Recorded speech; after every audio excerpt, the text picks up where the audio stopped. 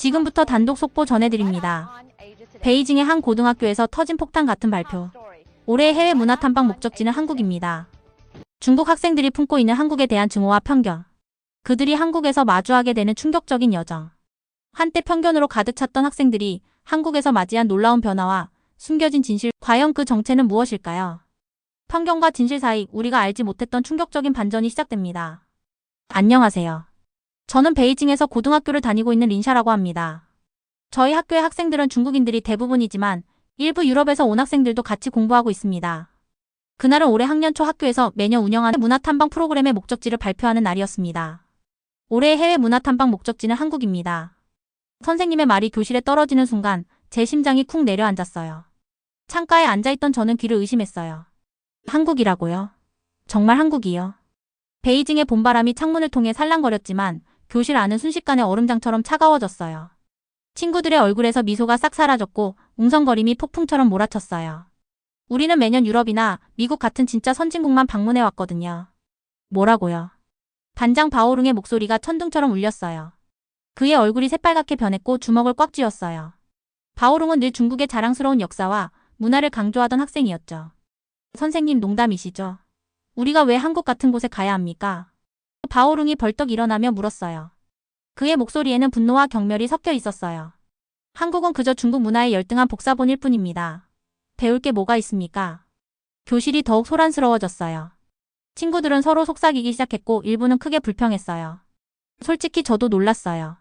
텔레비전이나 인터넷에서 한국에 대한 이야기는 들었지만 대부분 좋은 내용이 아니었거든요. 선생님은 손을 들어 조용히 하라는 신호를 보내셨어요. 진정하세요, 여러분.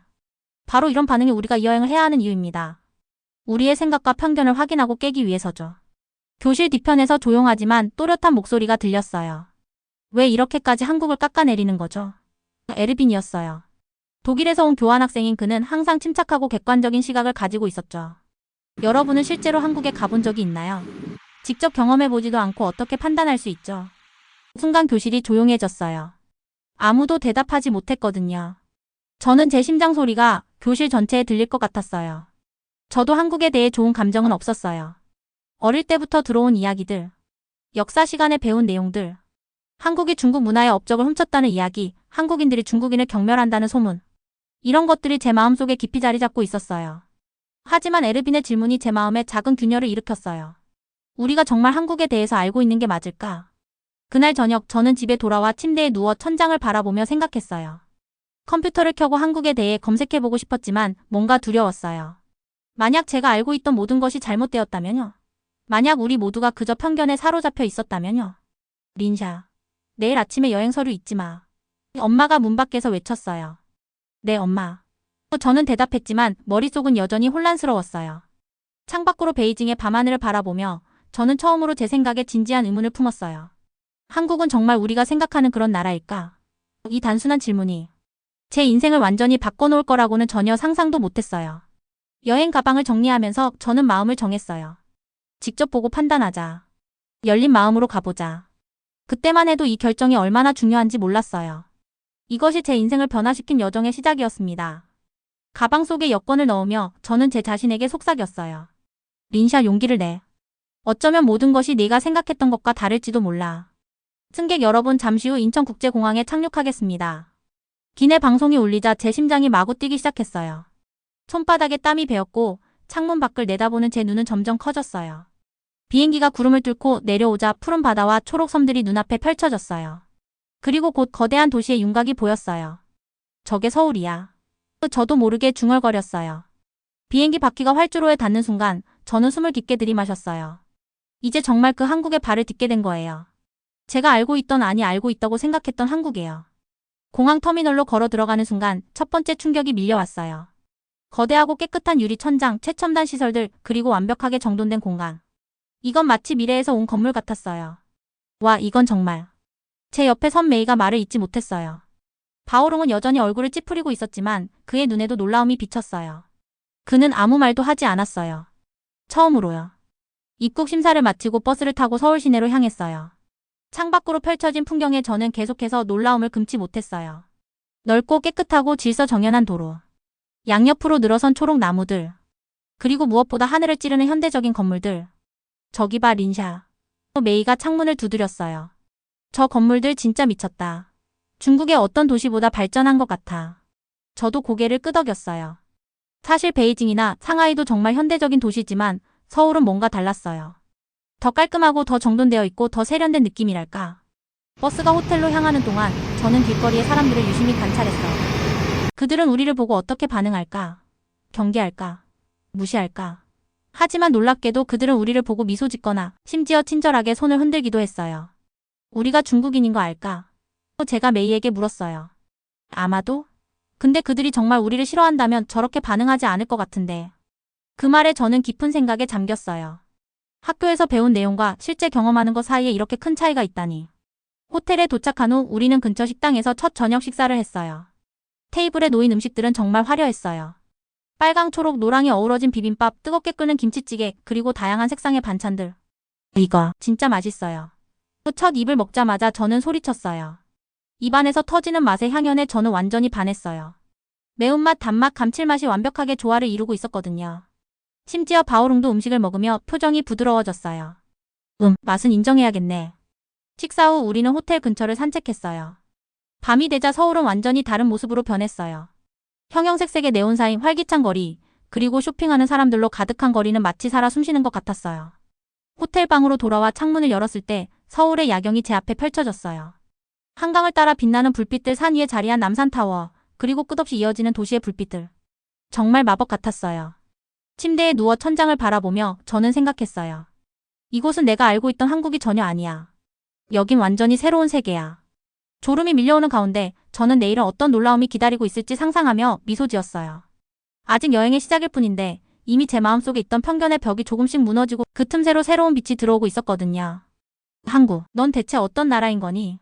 이 질문을 품은 채 저는 깊은 잠에 빠져들었어요. 오늘은 경복궁을 방문합니다. 조선 왕조의 정궁이죠. 아침 일찍 가이드의 말에 저는 벌떡 일어났어요. 창문을 열자 맑은 하늘이 제 눈을 반겼어요.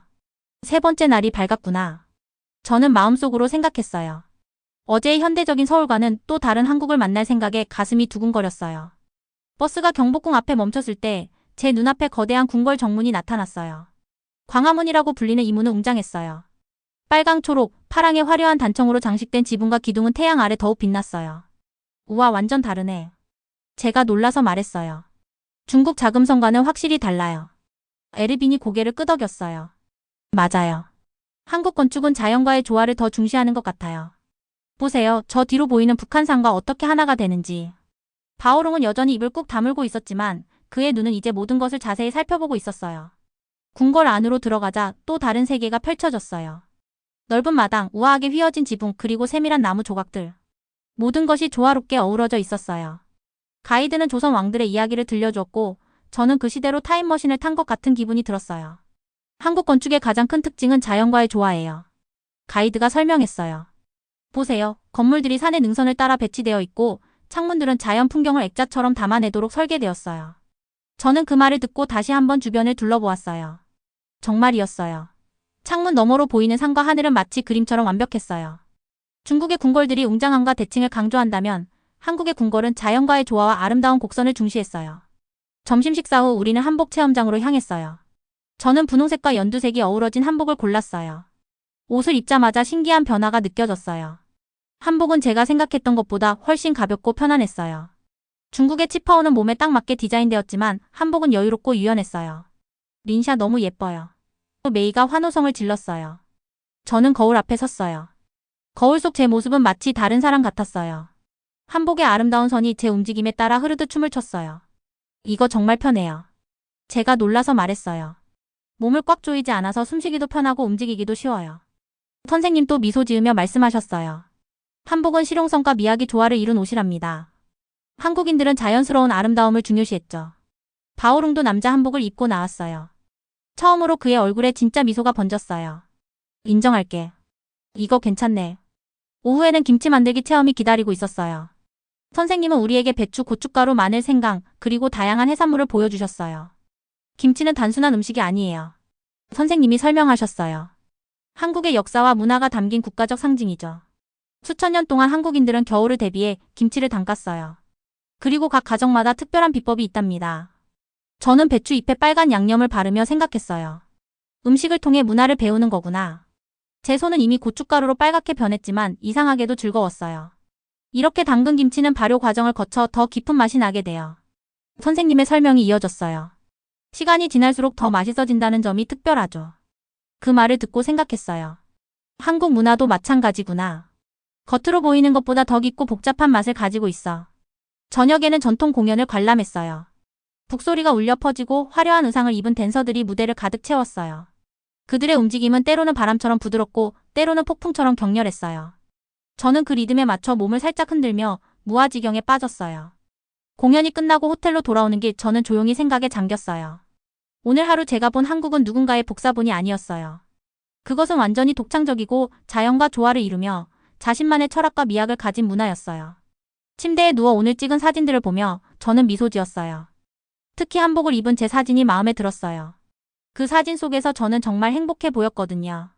마치 새로운 나를 발견한 것 같았어요. 내일은 또 어떤 발견이 기다리고 있을까? 기대와 설렘으로 가득 찬 마음으로 저는 눈을 감았어요. 오늘은 한국 고등학교를 방문합니다. 선생님의 말씀에 제 심장이 쿵 내려앉았어요. 아침 식사를 하며 계속 불안한 마음이 들었어요. 지금까지는 한국의 건물, 음식, 역사 유적을 보는 것이었지만 오늘은 진짜 한국 사람들, 그것도 우리와 같은 학생들을 만나는 거예요. 과연 그들은 우리를 어떻게 대할까? 이 질문이 제 머릿속을 맴돌았어요. 학교에서 들었던 이야기들이 떠올랐어요. 한국인들은 중국인을 싫어한다는 말, 우리를 무시한다는 말. 버스가 학교 앞에 도착했을 때 저는 창밖을 내다봤어요. 그리고 제 눈이 커졌어요. 교문 앞에는 한국 학생들이 줄지어 서 있었고 커다란 환영 현수막이 바람에 펄럭이고 있었어요. 니하오. 환영합니다. 한국 학생들이 중국어로 외치자 저는 완전히 얼어붙었어요. 그들은 웃고 있었어요.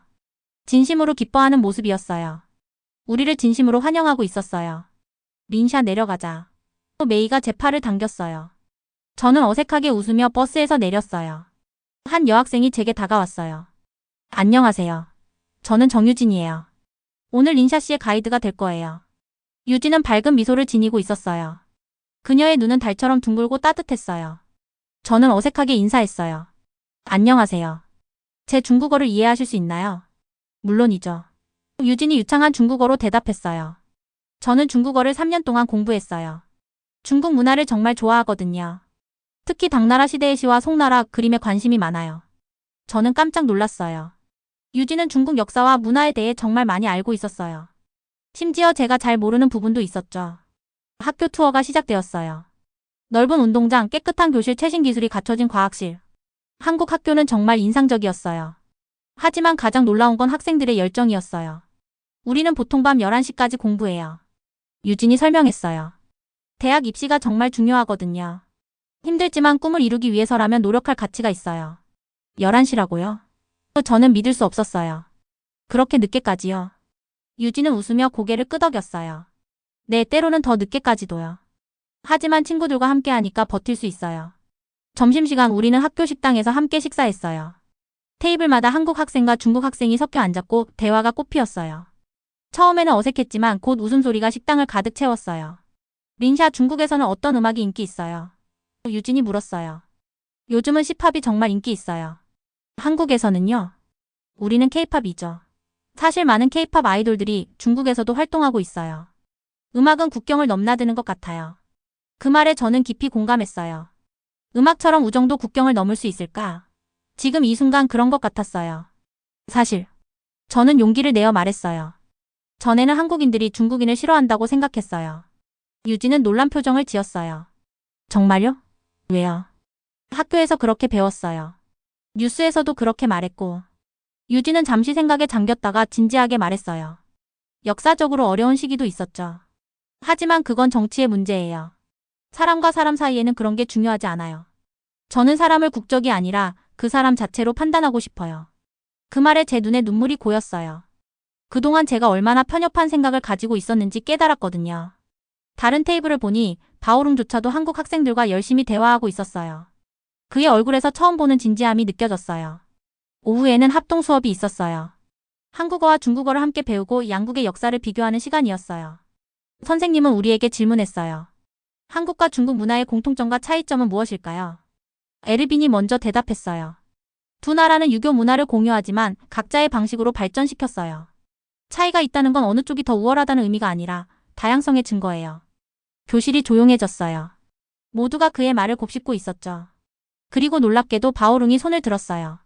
저는 생각을 바꿨어요. 한국 문화는 중국 문화의 복사본이 아니에요.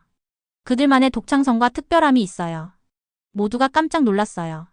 저도 믿을 수 없었어요. 가장 강한 편견을 가지고 있던 바오룽이 이렇게 변했다니. 학교를 떠날 시간 유진은 제게 작은 선물을 주었어요. 한국 전통 책갈피였어요. 린샤, 우리의 우정이 오래 지속되길 바라요. 언제든지 다시 한국에 오세요. 그때는 제가 더 많은 곳을 안내해 드릴게요. 버스에 오르며 창밖으로 손을 흔드는 한국 학생들을 보면서 제 마음속에 있던 벽이 완전히 무너진 것을 느꼈어요. 그 벽 너머로 따뜻한 빛이 쏟아져 들어왔어요. 호텔로 돌아오는 길, 저는 제 인생에서 가장 중요한 깨달음을 얻었어요. 진정한 이해는 직접 만나고 대화하고 함께 시간을 보낼 때 시작된다는 것을요. 그리고 가장 큰 장벽은 결국 우리 마음속에 있는 것이라는 사실도요. 창밖으로 지나가는 서울의 풍경을 바라보며 저는 미소 지었어요. 오늘의 경험이 제 인생을 영원히 바꿔놓았다는 것을 알았거든요.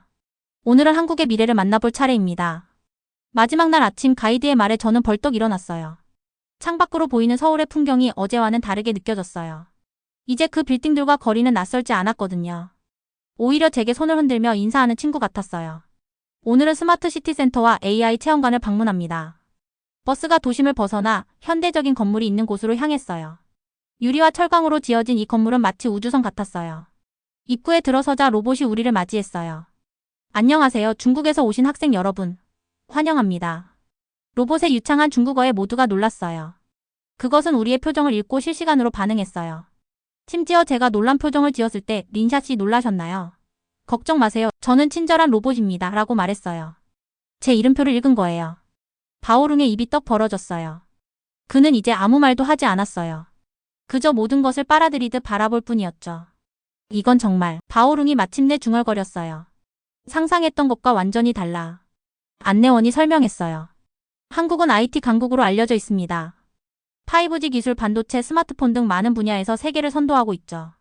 체험관 안에서 우리는 자율주행 버스 시뮬레이터를 타보고 인공지능과 대화하고 스마트 홈 시스템을 직접 조작해봤어요. 제가 가장 좋아했던 건 실시간 번역기였어요. 제가 중국어로 말하면 즉시 한국어, 영어, 일본어, 독일어로 번역되었거든요. 이 기술은 사람들 사이의 언어 장벽을 허물어 줄 거예요. 직원이 설명했어요. 저는 그 말에 깊이 공감했어요. 언어 장벽. 그리고 마음의 장벽도. 기술이 단순히 편리함을 넘어 사람과 사람을 연결하는 도구가 될 수 있다는 사실이 놀라웠어요. 점심 후에는 스마트시티 관제센터를 방문했어요. 거대한 스크린에는 서울 전체의 교통 상황, 에너지 사용량, 공기질 등이 실시간으로 표시되고 있었어요. 단 한 명의 직원이 이 모든 것을 모니터링하고 있었죠. 한국은 기술과 환경의 조화를 중요시합니다. 관리자가 설명했어요. 스마트 기술을 통해 에너지를 절약하고 오염을 줄이고 시민들의 삶의 질을 높이는 것이 목표죠. 저는 그 말을 들으며 생각했어요. 한국은 전통을 소중히 여기면서도 미래를 향해 달려가고 있구나. 그것은 과거에 묶여있지 않고 미래를 두려워하지도 않는 나라였어요. 마지막 저녁, 우리는 한강변에서 작별 파티를 했어요. 강물에 비친 서울의 불빛들은 마치 별처럼 반짝였어요. 선생님이 물으셨어요. 여러분, 이번 여행은 어땠나요? 잠시 침묵이 흐르다가 바오룽이 일어섰어요. 모두가 놀란 눈으로 그를 바라봤어요. 저는 인정합니다. 제가 틀렸어요. 그의 목소리는 떨렸지만 단호했어요. 한국은 제가 생각했던 것과 완전히 달랐어요. 그들은 중국 문화를 복사한 게 아니라 자신들만의 길을 창조적으로 걸어왔어요. 그리고 그는 잠시 말을 멈추었다가 계속했어요. 저는 이 여행을 통해 많은 것을 배웠습니다. 다른 문화를 판단하기 전에 먼저 이해하려고 노력해야 한다는 것을요. 모두가 그의 솔직한 고백에 박수를 쳤어요. 저도 일어나 말했어요. 저는 이번 여행이 단순한 관광이 아니라 제 내면의 편견과 마주하는 여정이었다고 생각해요. 한국은 저에게 세상을 바라보는 새로운 눈을 선물해 주었어요. 비행기가 베이징으로 돌아가는 길, 저는 창밖의 구름을 바라보며 생각했어요. 5일 전에 저와 지금의 저는 완전히 다른 사람이 되었어요. 마치 새로운 세계가 제 앞에 열린 것 같았거든요. 제 가방에는 유진이 준 책갈피, 한복 체험 사진, 그리고 수많은 추억이 담겨 있었어요. 하지만 가장 소중한 선물은 제 마음속에 있었어요. 편견의 벽을 넘어 진정한 이해와 존중을 배운 경험이었죠. 베이징에 도착하자마자 저는 가족에게 한국 이야기를 들려주고 싶어 견딜 수 없었어요. 그리고 언젠가 다시 한국을 방문하겠다고, 이번에는 더 열린 마음으로 더 많은 것을 배우겠다고 다짐했어요. 창밖으로 보이는 베이징의 밤하늘은 서울의 그것과 다르지 않았어요. 같은 별들이 빛나고 있었고 같은 달이 우리를 비추고 있었으니까요. 결국 우리는 모두 같은 하늘 아래 살고 있는 거예요. 저는 이제 알아요. 진정한 여행은 장소를 바꾸는 것이 아니라 시각을 바꾸는 것이라는 걸요. 그리고 저는 한국이라는 나라를 통해 더 넓은 세상을 볼 수 있는 새로운 눈을 얻었답니다. 이 사연을 들으니 실체 없는 선입견과 편견이 얼마나 무섭게 작용하는지 다시 한번 느낄 수 있었습니다. 오늘 영상이 여러분의 마음에 깊은 감동과 함께 생각의 전환을 가져다 주었길 바라며 시청해주신 모든 분들께 진심으로 감사드립니다.